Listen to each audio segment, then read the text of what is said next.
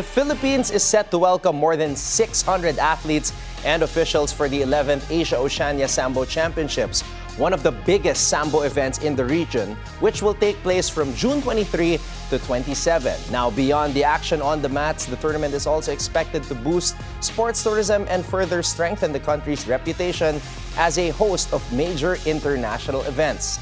Joining us now to talk more about the championship and what it means for Philippine sports is the president of the Pilipinas Sambo Federation, Paolo Tangcontian.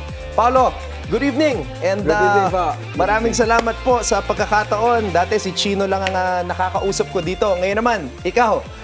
Paolo, maraming salamat sa oras. Good evening po sa lahat ng mga nanonood sa ating ngayong gabi sa scorecard. And June 23, Yun. June 28, Pilipinas Sambo will make a history. This is the first time na mag-host tayo ng ganito kalaking tournament. And we're ready. We're preparing to welcome the delegates. So more than 600 participants. And ito ay nanggagaling sa powerhouse Central Asia. And actually, kaya tayo nag-host kasi last year, 2025, nakakuha tayo ng 2 gintong medalya. Okay.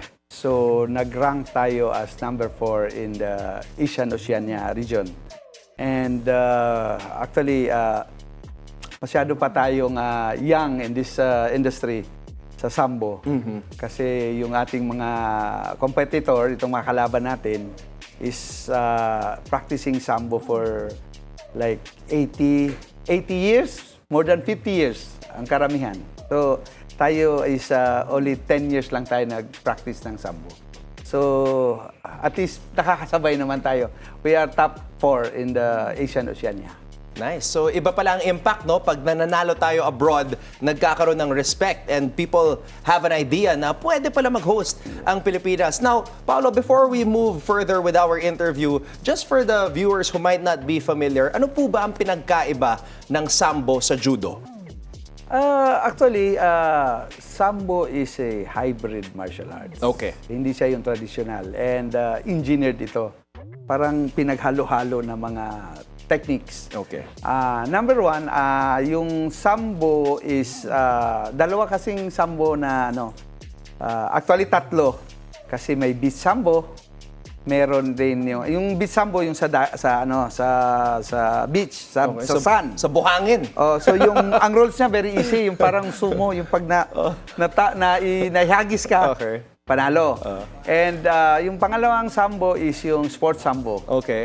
Yung sports Sambo naman, similar to wrestling and judo. Throwing. Okay. Pero ito siya, masyadong ginagamit yung mga leg locks. Okay. Joint locks. And pangatlong Sambo is ito na yung hybrid na kumpleto. Para ito yung interpretation ng amateur MMA. May suntok, may sipa, and magaling din sa grappling. Kumpleto din siya, yung may leg locks. Wow, I never knew that. Ganun pala ka-komplikado ang Sambo, maraming variations. Now, Paolo, aside from hosting an event of this magnitude, sinabi mo nga, more than 600 athletes and people invested in the sport, makaka-boost din po ito ng sports tourism. So could you explain how this helps yung sports tourism ng ating bansa hosting an event like this? Yes, itong ating hosting, not only to showcase talent ng ating mga athletes, also yung ating Filipino culture, Filipino hospitality. So, yun ang din natin, yung tourism. Kasi after the game, after ng event, so makapagpasyal yung ating Actually, last year, nagkaroon ako ng counting sa mga entries. Ito actually ang pinakamarami compared to last year's Asian Oceania. Wow, okay. Kasi talagang na curious sila sa Philippines. Kasi mostly nga doon na iniheld dito sa Central Asia. So, siguro gusto nila na makapagpasyal after the event. So, napakagandang ano din ng tourism, sports tourism para sa ating bansa. Kasi not only athletes, kasi siyempre meron silang mga kasamang from yung kunyari, yung kanilang tatay, kanilang kamag-anak, sama din nila dito para magbakasyon. So yung word of mouth tungkol sa Pilipinas magsispread pagbalik nila sa kanilang mga bansa. Now, Paolo, syempre, yung preparations, hindi biro yan. Nag-start tayo sa showing that the Philippines can compete internationally, creating interest about the Philippines. Ngayon, papunta na tayo sa stage na pupunta sila dito sa Pilipinas.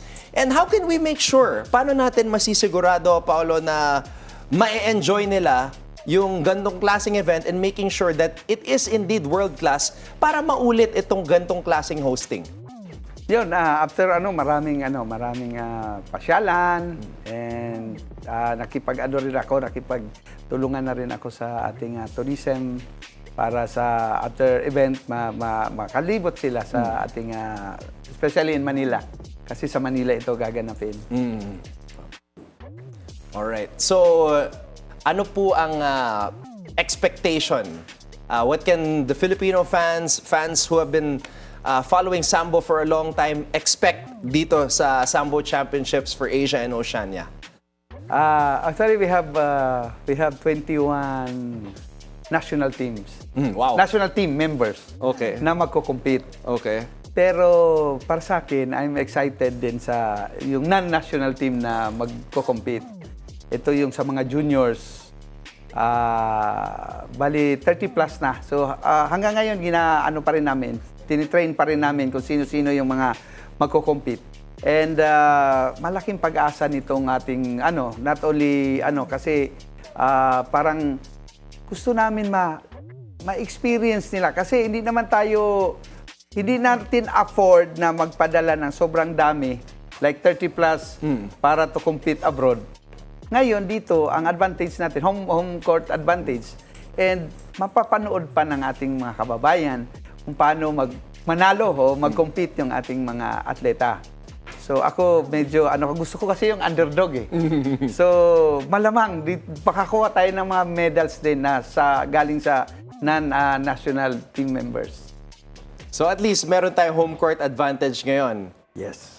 So kahit sabihin nating mas malaki yung mga pupunta dito, we have the crowd behind, and in a way, yung underdog and Filipino fighting spirit, may kita natin sa tournament. Yes po, yun po. Alright. Paolo, thank you so much for the time. Maraming salamat din sa Maraming opportunity. salamat po. Paolo Tangcontian, Pilipinas Sambo President, with us here on The Scorecard. Thank you so much.